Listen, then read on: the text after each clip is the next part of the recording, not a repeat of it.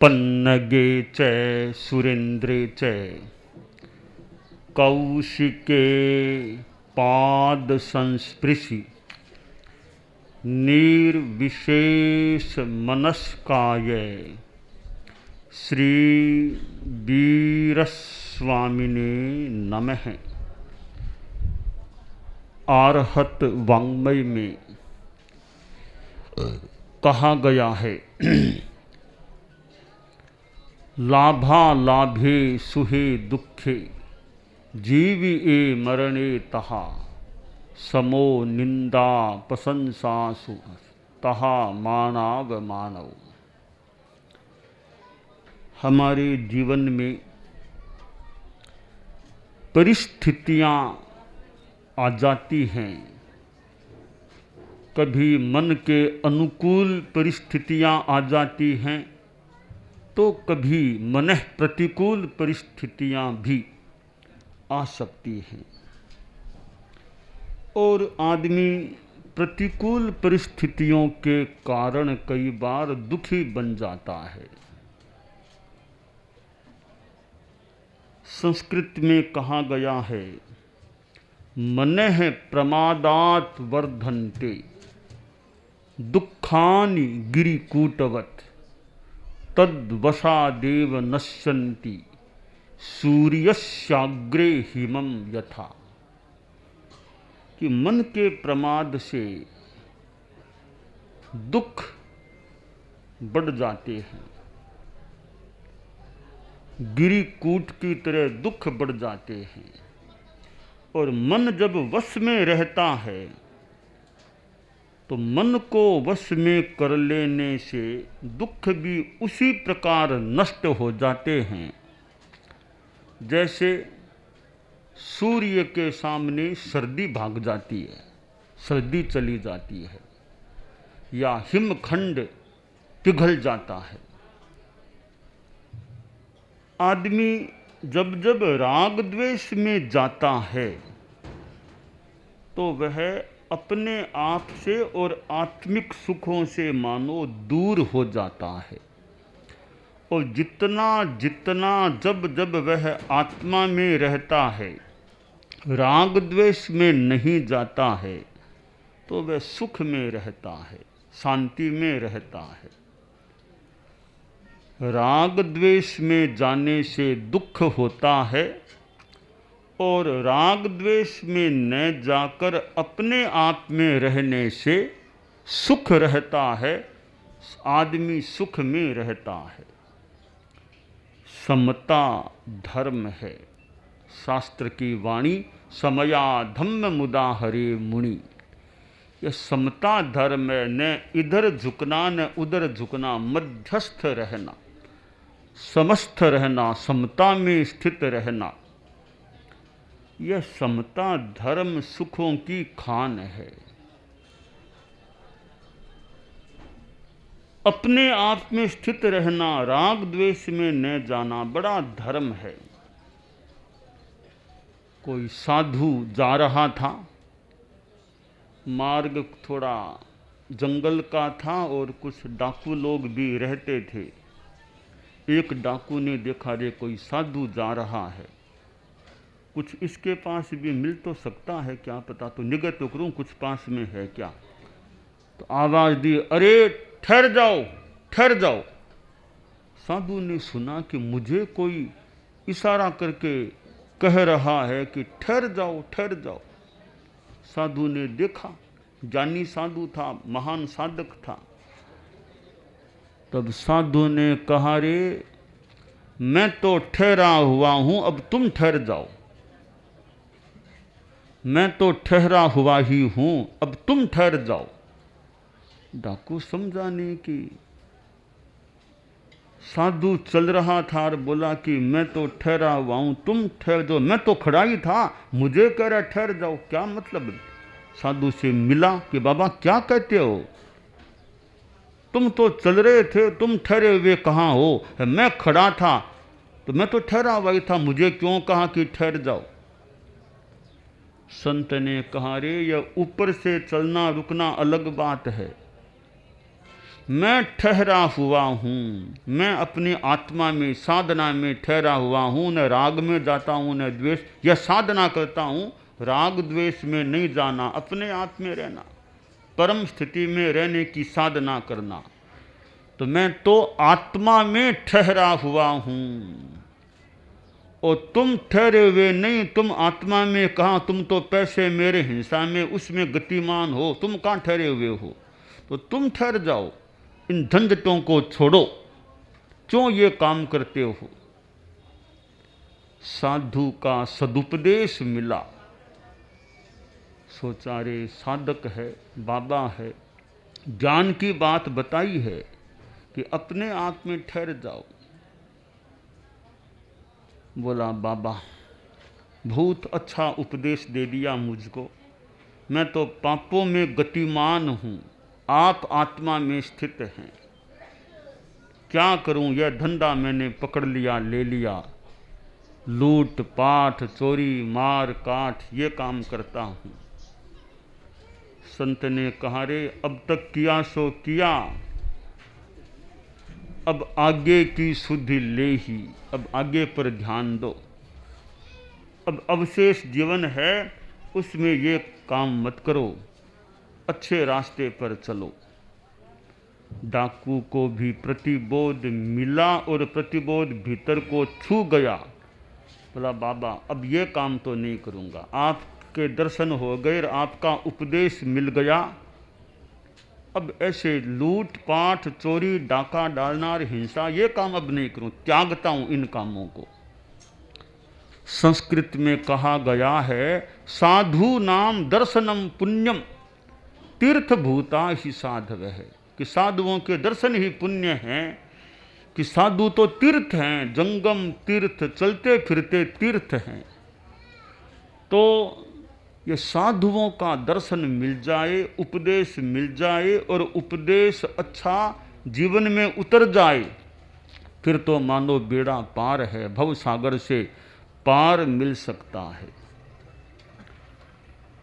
समता ऐसा दर्शन है, समता ऐसा तत्व है जिसका आसेवन करने से आदमी भीतर में स्थित हो सकता है और परम तत्व की प्राप्ति की दिशा में आगे बढ़ सकता है।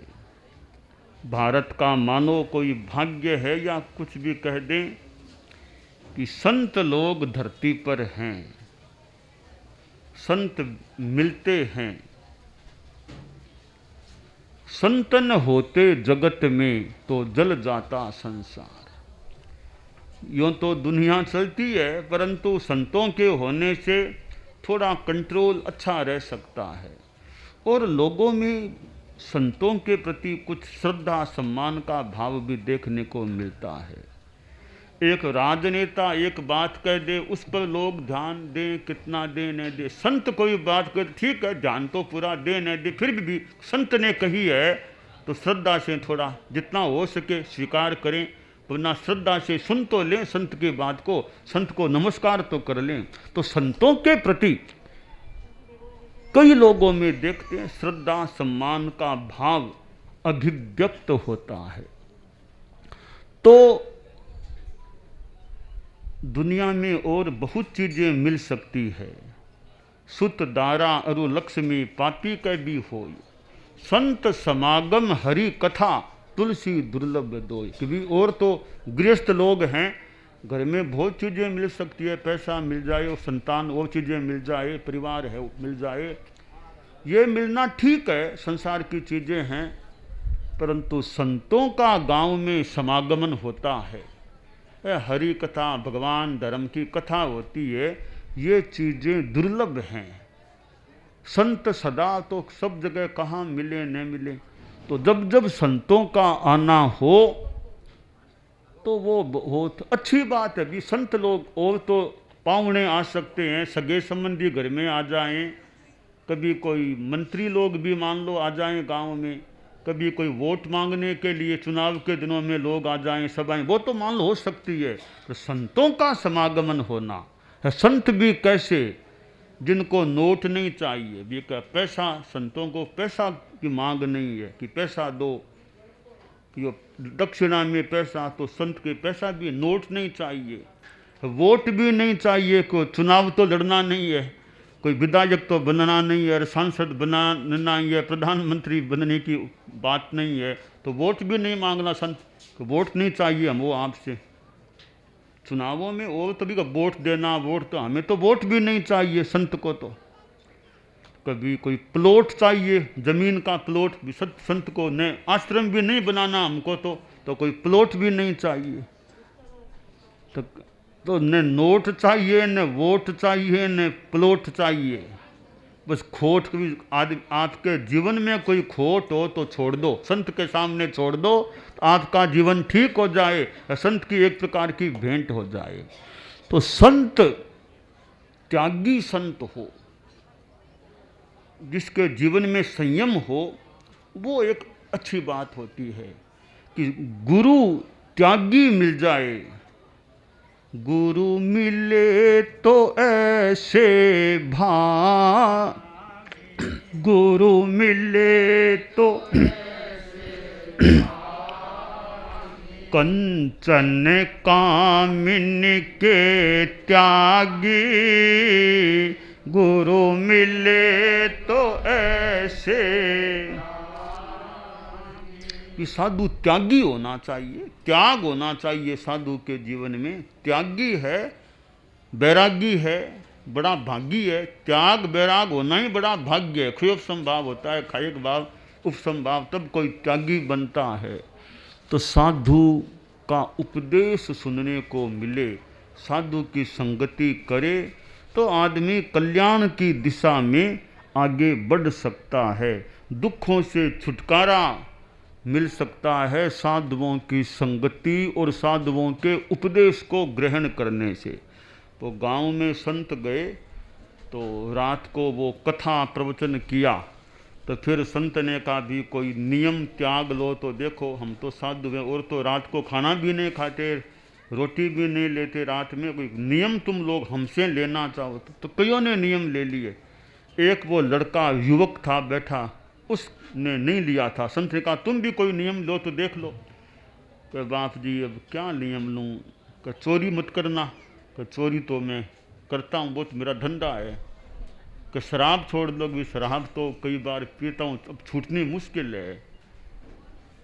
तो कि भैया तो क्या लोगे, का मेरा एक छोटा सा नियम, जब तक आप मेरे गांव में रहोगे, जब तक 10-20 दिन आप गांव में रहोगे, तब तक दिन में एक बार आपके दर्शन कर लूँगा, इतना सा नियम देना। जब तक आप गांव में हो, जब तक आप रहोगे 10 दिन 20 दिन, रोज एक बार आपको नमस्कार करने आपके यहाँ ठिकाने में आ जाऊँगा, दर्शन कर लूँगा, फिर जाऊँगा। यह नियम ठीक है, गिरा दिया कि रोज एक बार दर्शन करना, संतों के नियम ले लिया। वो चोर तो था ही।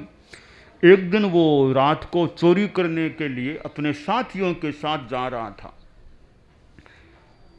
गांव के बाहर पहुंचा, तब उसको याद आया, अरे आज तो मैंने संतों के दर्शन किए ही नहीं। दिन में मैं दूसरे गांव चला गया था काम से, शाम को लेट आया, खाना खाया, और फिर जल्दी इधर आ गया, चोरी के लिए जाने लगा।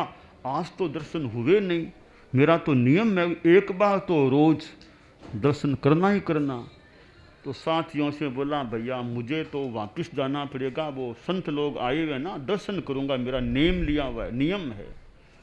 वे बोले भैया हम तो जा रहे हैं, तुम जानो, मैं तो दर्शन करूंगा। वे 4 कुल साथी थे, 3 तो आगे बढ़ गए, जहाँ चोरी करनी थी उधर गए। वो वापस आया, और वो संत लोग भी बैठे थे कि भैया आज वो भगत आया नहीं, क्या बात है। गया महाराज आ गया हूँ, आज लेट हो गया, सुबह दिन में गाँव में गया, अब आया हूँ, आपको नमस्कार करने आ गया हूँ। तो वो नमस्कार करके बाहर, अब भागता हूँ वो चोरी करने के लिए, साथियों के साथ मिल लूँ। थोड़ा भागा, अंधेरा था, कोई एक तीखा कांटा था, रेत में तीखा कांटा, वो उसके पैर में बहुत गहरा चुभ गया, करा उठा रे बहुत, अब आगे चलना मुश्किल हो गया। अंधेरा था, निकालना भी मुश्किल हो गया। तो उसका घर पास में ही था वैसे, तो धीरे धीरे चल के घर में गया, सोचा आज तो कहीं नहीं जा पाऊंगा। सो गया। फिर कांटा कांटा निकालना सारा काम किया, चोरी तो नहीं कर सका। वे 3 साथी चोरी करने गए थे, कोई राजमहल में घुस गए थे, कोई पकड़ में आ गए। सुबह राजा के पास जो वो अधिकारी लोग थे, उन तीनों को हाजिर किया कि महाराज ये चोर हैं, रात को इतना दुस्साहस किया है, राजमहल में घुसे हैं। महाराज पूरे गांव को उन्होंने बर्बाद कर रखा है, सत्यानाश करने पर तुल गए हैं। गांव बड़ा दुखी हो गया, हमारा नगर दुखी हो गया इन चोरों की बद कारनामों से, आदतों से। इनको कड़ी सजा सुनाइए। तो राजा ने कहा भी बार बार शिकायतें आती रहती है कि वहाँ चोरी हो गई, वहाँ चोरी, पकड़ में आते नहीं, आज पकड़ में आ गए। तो मंत्री बोला महाराज कोई कड़ाई से आप कोई एक्शन लो, वरना ये लोग मानेंगे नहीं, बिना कड़ाई किए मानने वाले नहीं हैं। का क्या करें बेचारे, अब हैं बाप जी, पर इसको बिना कड़ाई किए नगर जो दहशत सी फैल जाती है, आज वहाँ चोरी, कल वहाँ चोरी, तो क्या दंड दूं? वो कई मंत्री सचिव मिलके बोले एक ही दंड दो, अंतिम दंड, फांसी की सजा। अब इन सब का दबाव सा था, राजा ने लिख दिया भी इन तीनों को फांसी की सजा सुनाई जा रही है। का आज अब इनको गांव में घुमाओ, गद्दे पर बिठा करके, मुंह काला करके, वो उंधा उधर मुंह करके, ऐसे उल्टा मुंह कर घुमाओ गांव में। तीनों को गद्दों पर बिठा कर, वो पुलिस में लोग थे कि ये चोर हैं, इनको आज फांसी की सज़ा दी जाएगी, बड़े पापी हैं, यूँ बोलते जा रहे थे, यूँ गांव में घुमा रहे थे। उस चौथे साथी का घर आया, उसके सामने से उनका जुलूस निकला। जो चौथा जो साथी था, जो नहीं गया था चोरी करने, वो बेचारा पाँव के पाटा सा बांधे हुए बैठा था। देखा कौन है, क्या जुलूस आ रहा है, देखा अरे मेरे ही साथी हैं, यह क्या हुआ? काला मूर गद्दे पर बिठा कर फांसी की सजा। तब उसने सोचा अरे इनके साथ मैं अगर चला जाता तो यही हाल मेरा होता, यही हाल मेरा होता, संभव है। भला वो बाबा जी का या नियम दिला दिया मुझे दर्शन करने का, और मैं रात को गया, भला वो कांटा चुभने का, तो कांटा चुभा तो मैं चोरी करने नहीं जा सका। तो सूली की सजा एक सूल में टल गई मेरी। तो साधु दर्शन लाभ है, बड़ भागी दर्शाए, जिन रंग सूली ने सजा, सूल में टल जाए, कांटे में टल जाए। तो कांटे में मेरा काम हो गया, सूली की फांसी की सजा नहीं मिली। तो यह साधुओं का दर्शन और साधुओं का उपदेश ग्रहण हो जाए, जीवन में उतर जाए, अच्छी बातें आ जाए, तो आदमी का जीवन ही अच्छा नहीं बनता, आत्मा अच्छी बनती है। यह जीवन क्या, परलोक भी, आगे का समय भी अच्छा बन सकता है।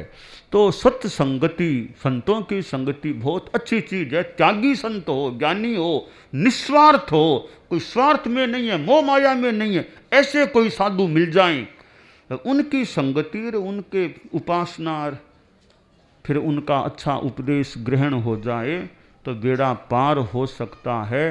तो साधुओं की संगति से सुख मिल सकता है।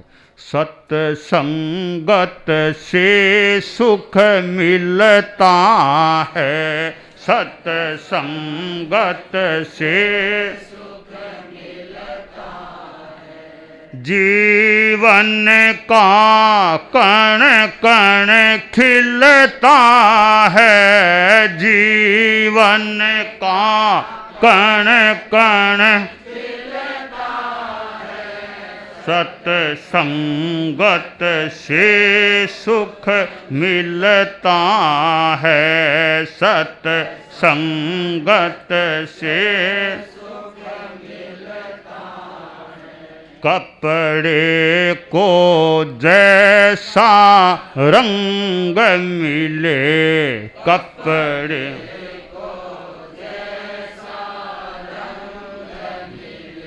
मानव को जैसा संग मिले, मानव को जैसा बस उसी ढंग से ढलता है, बस रस उसी ढंग से ढलता है, सत्संगत से सुख मिलता है, सत्संग से सुख। तो गांव में संतों का आना बहुत अच्छी बात। तो संतों का अच्छा उपदेश जीवन में कुछ अंशों में भी उतर जाए तो कल्याण का मार्ग अनुसृत हो सकता है और आत्मा का कल्याण हो सकता है।